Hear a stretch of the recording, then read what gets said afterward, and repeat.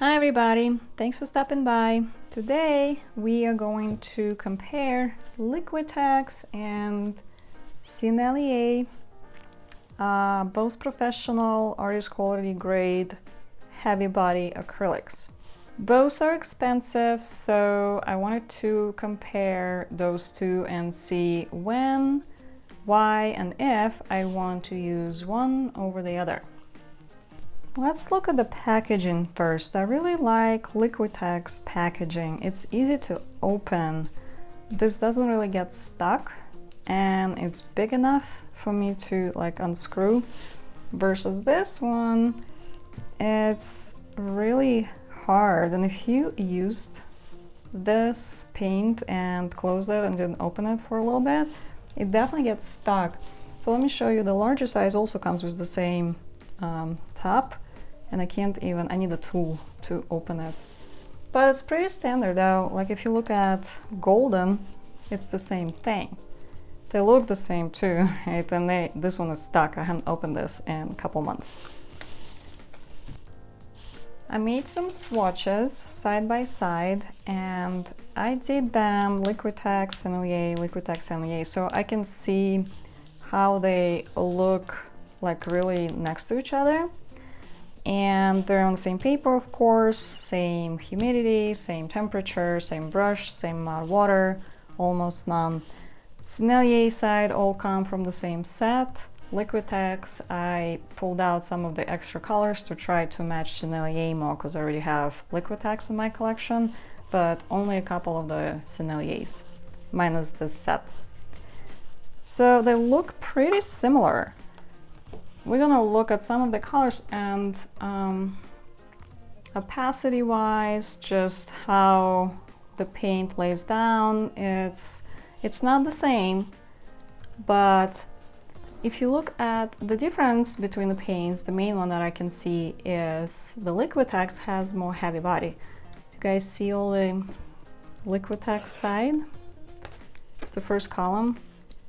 All of the kind of ridges that the paint created, and then next to it, Sennelier, there's a little bit, but not as much, and it's easier to spread the Sennelier. But some of the colors almost look identical. They all dry to the same slightly glossy finish. Beautiful paints. Let's look at how they blend together, because I saw some differences there, but it also may be the choice of colors and pigments. So I have the Liquitex on one side and I have Sennelier on the other side. So on the Liquitex side, I didn't like how the greens came out. Maybe it's a cerulean. It's one pigmented color, but it didn't blend well for some reason. I don't know, maybe just the actual pigment itself.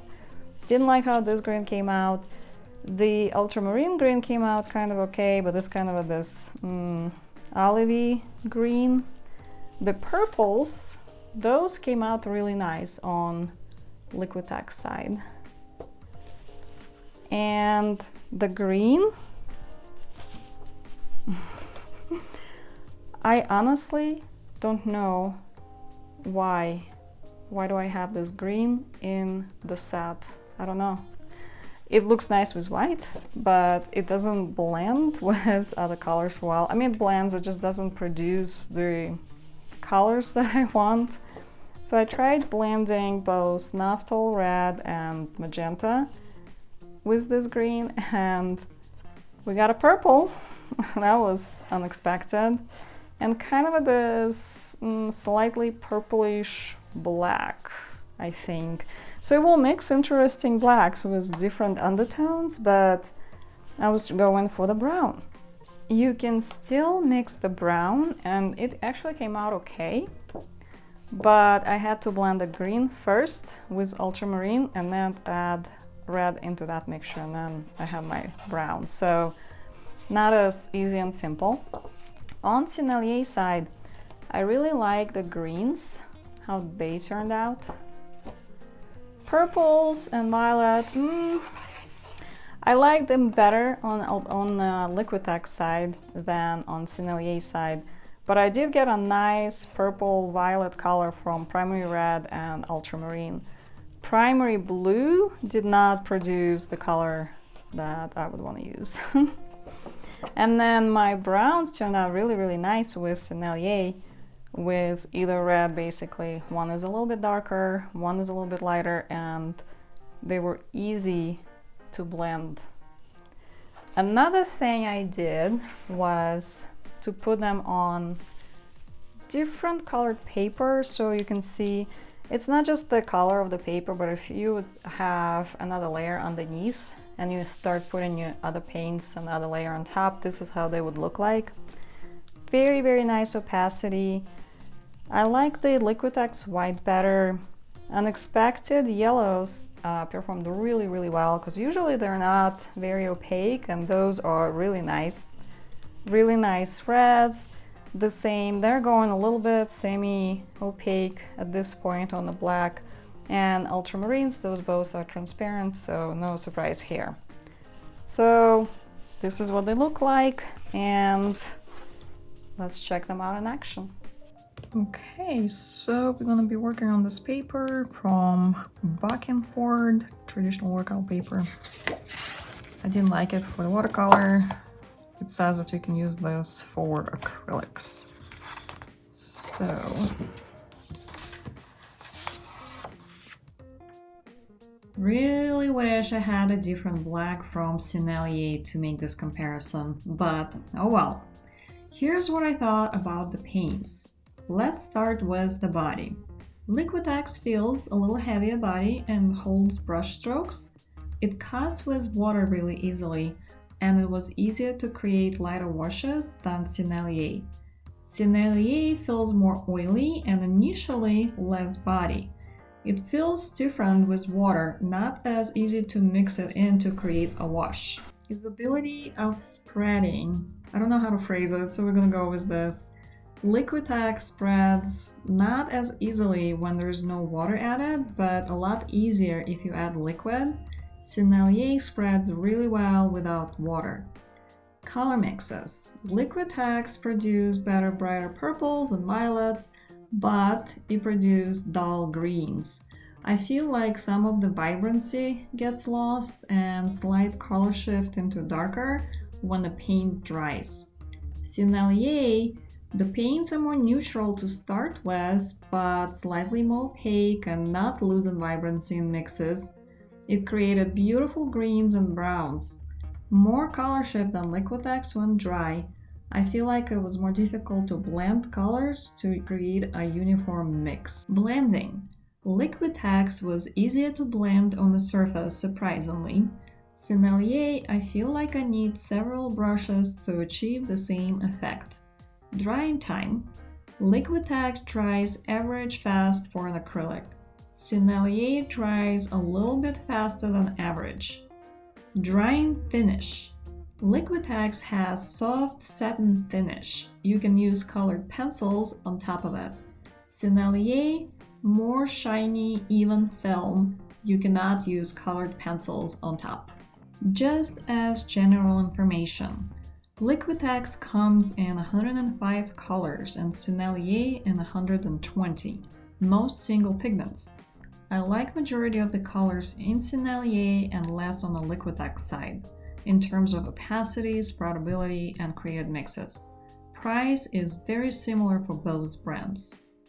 Overall, I feel like Liquitex gives you more of an acrylic feel. It's more transparent, so it likes layers, but it blends and mixes very well. You can use pencils for your finished work. I feel like I would, and I am, reaching out for those paints if I'm working on multiple layers and I need that texture underneath. Sennelier feels more like oils, but dries very fast. Colors are more pure and opaque. It's better for more abstract or chunky look that does not require a lot of blending. Of course, you can get slow dry and medium to fix that. I would use this for a subject on top of the Liquitex background. You can create similar paintings with either brands. Personal preference on color brilliance and luminosity and opacity goes to Sennelier, but they take a little bit of time getting used to. It just feels a little different. I like how Sennelier's side turned out better, even though I couldn't use a pencil on top to blend out some of the rough edges. About the picture, so I found a picture of the super cute goat, and it's just standing there looking all cute and stuff. So I was like, okay, what are we gonna do with this one? I put a hat on it, and it's like, it looks kind of weird with just a hat. Why is it standing there? So I decided I want to put like hot chocolate in front of it. That way it just looks dumbfounded because it's going like, hot chocolate? For me? What? Happy holidays, everybody.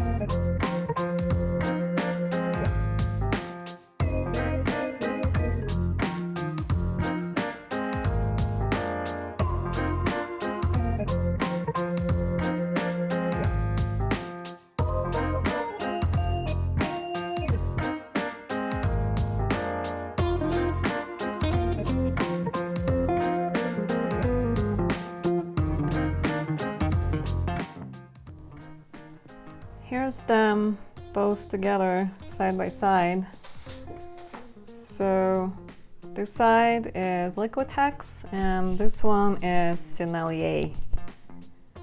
Leave the comment down below which side did you like better. Thank you so much for watching. Please like, subscribe, love to all, and have a great day.